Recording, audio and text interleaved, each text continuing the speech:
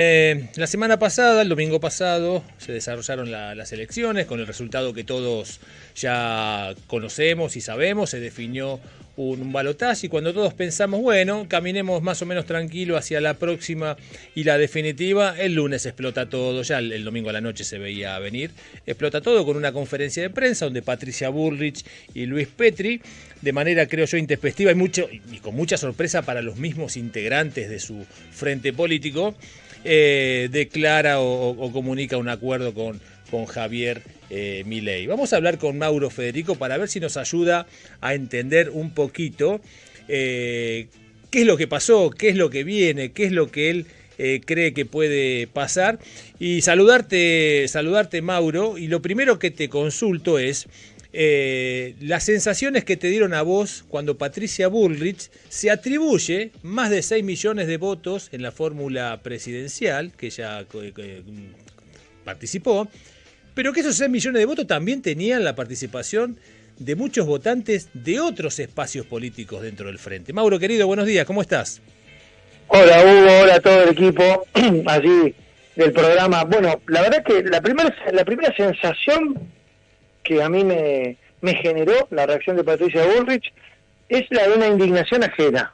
O sea, me puse en el lugar del votante de Juntos por el Cambio, que seguramente de manera muy importante, porque sacar 6 millones de votos en una elección no es moco de pavo, fue a manifestar su apoyo, luego de haber seguido los discursos de Patricia Bullrich, los actos de cierre, o simplemente de haberla escuchado referirse en innumerable cantidad de oportunidades a las diferencias que había entre su fuerza política y la del líder de la Libertad Avanza, Javier Milei, y entonces escuchar a esa misma líder del espacio decir a poco menos de un día de un resultado electoral adverso que bajaba esas banderas para plegarlas, guardarlas en un cajón y alzar e izar la de su oponente, me generaba a mí ese primer sentimiento. Algo así como esa frase tan popular del amigo Groucho Marx, estos son mis principios, claro, y si no te gustan, tengo otros, siempre guardados en un cajón y a disposición. Bueno, fue lo primero que a mí me pasó, dije, pero la gran 7, esta gente se va a enojar. Claro, desde el sentimiento que uno tiene, que seguramente es contrario al que expresan o expresaron los votantes de Patricia y los de Javier Milei, fue como una sensación de decir, bueno, ya está, listo, se parten estos, se desintegra todo esto. Ahora, cuando empecé a pensar con cabeza periodística, empecé a entender que acá había algo más. Y el correr de las horas me dieron la razón. Entender que detrás de esta jugada estaba nuevamente la mano del verdadero Voldemort de toda esta historia, que ni más ni menos que Mauricio Macri. Sí. Porque comenzaron a emerger, a la postre de esa primera declaración, las alternativas del encuentro que se habían producido la noche anterior en la casa del propio Mauricio Macri. Te corrijo mínimamente, la conferencia de prensa fue el martes. En la noche del lunes se produce ese encuentro entre Milei, Patricia Bullrich y Macri. Y claro, encontrar a través del testimonio de testigos de esa reunión cosas que mostraban claramente que una vez más el ser más oscuro de la historia de la política contemporánea argentina había metido sus garras para enturbiar el panorama y el escenario. Y que no fue, y no es que se metió en ese momento, que esto ya se venía planificando con tiempo, lo termina de confirmar esto. Exactamente, Mauricio Macri tenía el plan B ya armado, porque se veía claramente, flaco, vos sabés que los que nos dedicamos al periodismo político sabíamos, porque veníamos escuchando a los analistas, que las posibilidades reales de Patricia Bullrich de ingresar al balotaje estaban prácticamente exterminadas, sí. Ya te diría que incluso un mes antes de la elección, con lo cual Mauricio Macri esperó el veredicto de las urnas y en ese momento puso en marcha su plan B, que, vamos a decir la verdad, en realidad este no fue el plan B de Mauricio Macri, este era el plan A. El plan A de Mauricio Macri siempre fue construir una alianza digamos, del sector macrista, más paladar negro, más duro. Exacto, con los sectores mileístas de la Libertad Avanza, aquellos que podían entender y digerir ese componente, entre comillas, ¿no?, de casta que le ven muchos militantes libertarios al espacio amarillo, ¿no? O sea, la verdad que esta denominación de casta va quedando claramente establecido con los acontecimientos. No hay que hablar, simplemente mirar que si existe es absolutamente transversal a todas las fuerzas políticas. O sea, porque si hay casta, la hay al lado de Milei, la hay al lado de Mauricio Macri y seguramente la hay al lado de Sergio Massa o de quienes los acompañan. Sí. Entonces, se caía esa careta, se desarmaba ese argumento y emergía nuevamente el verdadero plan A que siempre tuvo Mauricio Macri. Y en ese plan A, Mauro, entonces uno empieza a tener sentido o empieza a entender también la relación y lo que sucedió con Macri y con Larreta. Claro. Larreta. ¿Por qué lo limó primero Larreta? Luego de manera permanente. A ver, al radicalismo más que limarlo, lo meó durante todo su gobierno. Recordemos que el radicalismo llega a la alianza de Cambiemos allá en el 2015, con muchos cuestionamientos internos, pero finalmente varios radicales se taparon la nariz y fueron a apoyarlo a Mauricio Macri con el compromiso de llevar adelante un gobierno de coalición. Y la verdad sea dicha, el radicalismo estuvo ausente en esos 4 años de macrismo. Furgón de cola.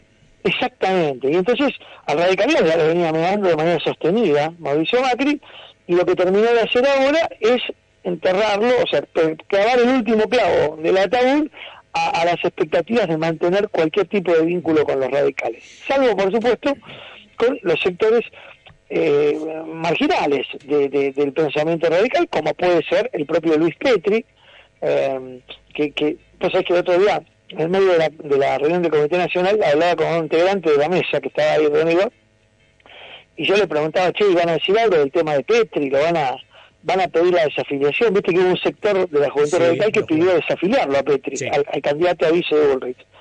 Y entonces me dice, Petri, no, helado de pollo, me dice. Y yo le digo, ¿qué? Helado de pollo, ¿por qué? No existe. No existe. Claro, y efectivamente, los sectores que terminaron dentro del radicalismo apoyando a Patricia Bullrich son sectores muy marginales, que no tienen ni poder territorial ni poder partidario. Parece que Petri perdió en Mendoza, o sea, perdió la interna del radicalismo en Mendoza. Entonces, es realmente un personaje marginal. Y entonces ahora viene lo que tenemos por delante, un escenario en el cual, Juntos por el Cambio, detonado. Gran logro de Mauricio Macri, y te diría logro porque él lo estaba buscando esto. Javier Milei, este es otro punto. ¿Por qué apresuran tanto la decisión? ¿Por qué es tan rápido eso? Claro, ¿por qué no se toman el tiempo para pensar? A ver, cuando te pasa algo así, vos lo primero que haces es, bueno, a ver, calmémonos, un día nadie aparece, pensemos. Exacto. Todo eso para diagramar la estrategia.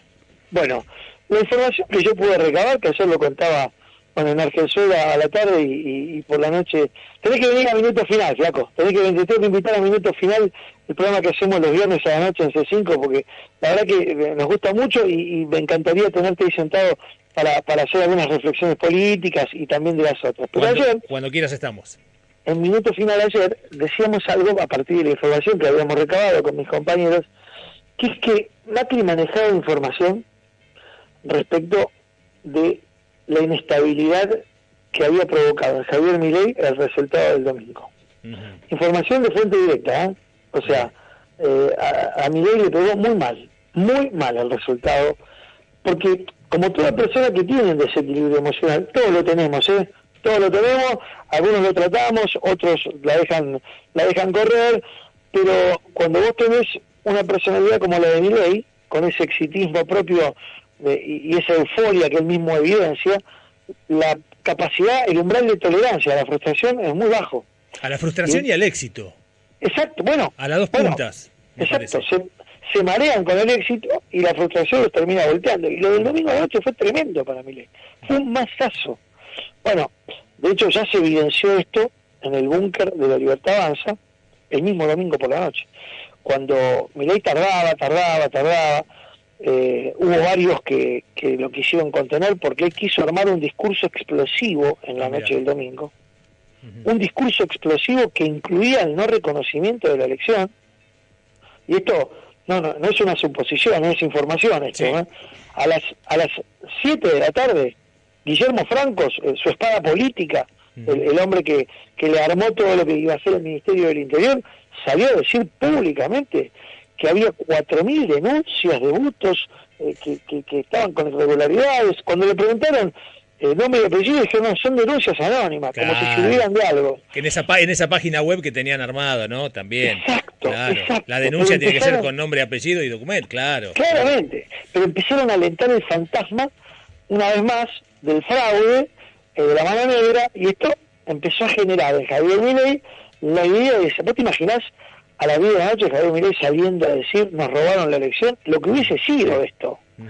Bueno, primó la cordura de un sector de su entorno que le dijo no, hay que laburar para la segunda vuelta, y armaron ese discurso componedor que Javier Milei leyó con 4 Lexotanil arriba, porque la verdad que estaba absolutamente clonado, decían como los perros, sí, pero en vez de clonación era clonagil, lo habían bajado muchísimo y el tipo sale con ese discurso. Ya en ese momento Mauricio Macri tenía información del entorno de Milei de que estaba todo muy mal y de que había un riesgo serio de que Milei desbarrancara en las 48 horas siguientes. Esto podía significar cualquier cosa, desde renunciar a la candidatura a volver sobre su idea, hacer una denuncia y detonar todo. Y entonces es el motivo principal por el que Macri acelera los tiempos y trata de darle un respaldo a Milei para que sienta que todavía había posibilidades, o que todavía tiene posibilidades, sí, de dar la pelea electoral. Mauro, a ver, el camino y el recorrido está perfecto y hasta tiene una lógica política perversa, pero la tiene. Ahora, punto y aparte, todos tenemos algo de dignidad que cuidar, que proteger, que mostrar a nuestra familia, a nuestros amigos, a nuestros íntimos. Digo, Patricia Bullrich perdió absolutamente todo tipo de dignidad, me parece, desde la política. Entonces la pregunta, porque uno es mal pensado, uno es muy mal pensado, evidentemente la espada política de Mauricio Macri es Patricia Bullrich, pero digo, ¿hay algo más, Mauro, atrás de todo esto, por lo cual Patricia Bullrich se inmola de esa manera, y creo yo hasta le daría punto final, aparte de esta carrera política, porque nunca se sabe? Digo, ¿hay algo más nosotros que siempre decimos, che, este muchacho tiene información de todos nosotros? La respuesta no tiene ningún tipo de ambajes. Sí, hay algo más, y cuando te lo digo con un conocimiento de causa que viene también de información. El tema es tratar de dilucidar con claridad qué es ese algo más, porque si vos me preguntás, si yo tengo que hacer un formateo genérico de qué es ese algo más, yo te digo, es una de las piezas de catálogo del blockbuster de Mauricio Macri, sí, que ustedes saben, tiene absolutamente a toda la dirigencia política, a la que más le interesa a él, por supuesto, a toda la dirigencia empresarial y a buena parte del universo que rodea a estos dos mundos, absolutamente carpeteados, y esto no deviene solamente de un vicio que Macri adquirió cuando llegó a la presidencia, y lo pudo constituir directamente desde la propia AFI con su amigo Gustavo Arribas al frente. Esto viene de épocas en las cuales Mauricio Macri controlaba, era el delfín controlante del grupo SOCMA y hacía seguimiento de los empleados, de la comisión interna de Mata, que tenían los sindicatos, de su propia familia. Su propia familia, claro, te iba a decir de su propia familia. Y después se perfeccionó cuando él llegó a la jefatura de gobierno y de la mano de su amigo, el Fino Palacios, Jorge el Fino Palacios, que era su jefe de policía, el jefe de policía que él eligió para que le arme la policía, en aquel momento la policía metropolitana, ¿te acordás? Cuando llegó él a su primera gestión, el Fino, a mí me consta, nosotros una vez hicimos una denuncia en el diario Crítica, en el viejo Crítica de La Nata, en donde contábamos cómo operaba la unidad de inteligencia que tenía el Fino armada, y vino un allanamiento judicial, lo voltearon y le encontraron unas valijitas con las que el Fino y la gente del Fino Palacio, ¿sabés qué hacían? Unas valijitas que hacían escuchas a los teléfonos celulares y entonces ¿qué hacían? Grababan conversaciones random, por ejemplo, a Lilita Carrió, que yo sé que la tenían grabada. Iban y grababa. Y Lilita por hablaba con alguien, entonces ya armaban todo. Mirá, Carrió hablando con un empresario sobre apoyo de campaña. ¡Toc! Y lo empezaban a guardar. ¿Para qué? Para que Mauricio Macri tuviera ese insumo a disposición. Entonces, bueno, sería absolutamente dable suponer que a Patricia Bullrich, porque también lo tenía, le pidió a Santilli, lo pidió a Larreta, a Santilli, flaco, a Santilli le metió una empleada doméstica en la casa. Sí, señor. Sí, señor. Que le hacía un reporte de las actividades diarias cotidianas, de la mujer, qué cepillo de dientes usaba, si se garchaba tal o cual, o sea, todo, todo. Sí.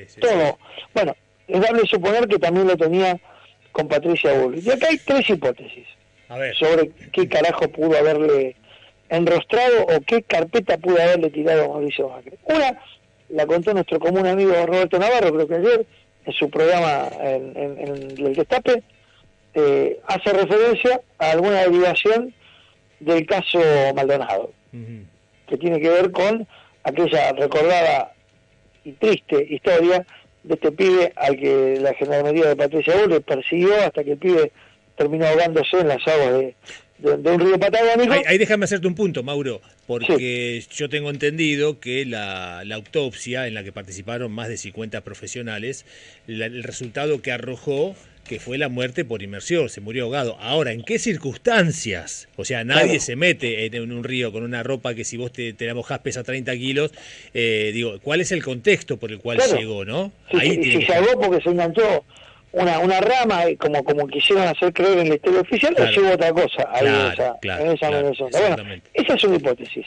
Se hablaba, creo que Roberto incluso lo llegó a decir, de algunos mensajes entre Nocetti, que era el jefe de gabinete de Patricia, que estaba en el terreno de operaciones, y algunos gendarmes, explicando o tratando de dar indicios de cómo ocultar pruebas, etcétera, etcétera. Ese es un campo. El otro campo tiene que ver con el universo de quien iba a ser, hasta diciembre del año pasado, el jefe de campaña de Patricia Bullrich, nuestro coterráneo de Llanedense, Gerardo Milman, a quien lo invocaron en sucesivas oportunidades con cuestiones que están ligadas no solamente al atentado contra Cristina, sino también a manejos muy irregulares de la fundación incluso que controlaba, y todavía controla porque ya recuperó el control, la propia Patricia Bullrich, y que era una especie de ámbito donde lavar guita y pagar sueldos a gente que ella tenía laburando para sí.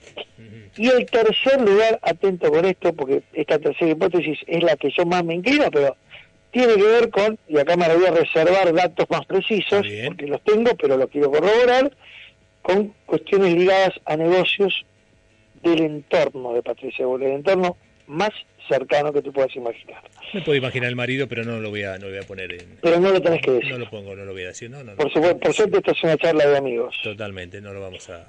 Bueno, 15 minutos, ¿cuánto hablamos? 15 minutos, 17 minutos, y nos quedaría una hora y media más por delante con todas las ventanas que se pueden abrir de esta charla, pero la última, y agradeciéndote, Mauro, ¿qué ves hacia adelante? ¿Qué ves en el balotaje? Estamos todos, o quienes participamos de determinada idea política, más entusiasmados de lo que estábamos hace unos meses atrás, pero digo, siempre como decía el muñeco Gallardo, ¿no? Con la guardia alta, porque los que tenemos enfrente son capaces de cualquier cosa. Totalmente. Bueno, yo tengo un deseo muy profundo, y es que los argentinos y las argentinas en las urnas derrotemos de manera contundente las ideas postulentas de un tipo como Javier Milei, que están claramente sostenidas por un siniestro como Mauricio Macri. Ese es mi deseo.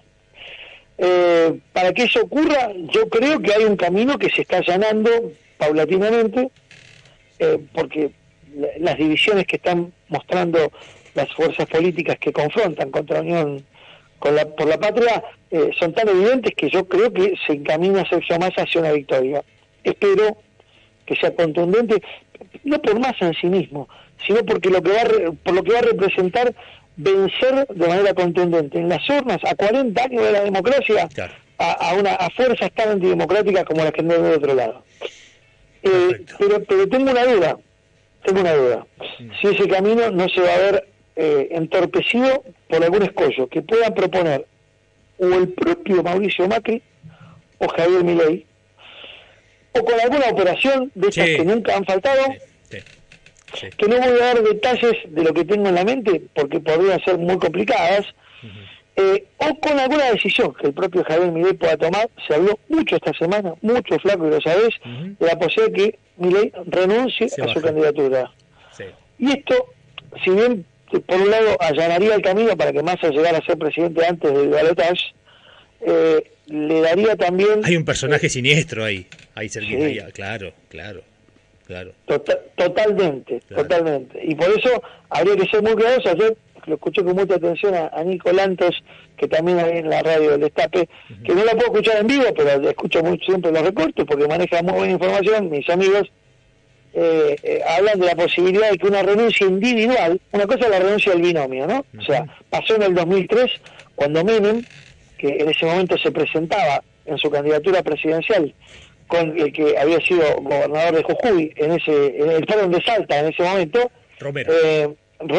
Juan Carlos Romero, decidieron deponer la instancia del balotaje y bajaron el binomio.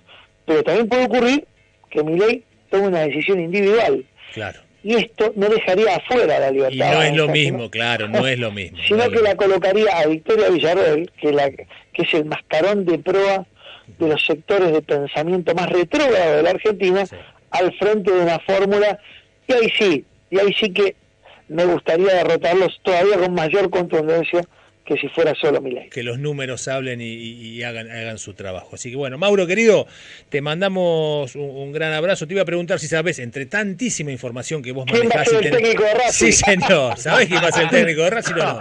No, pero tengo una gana de que se defina, loco.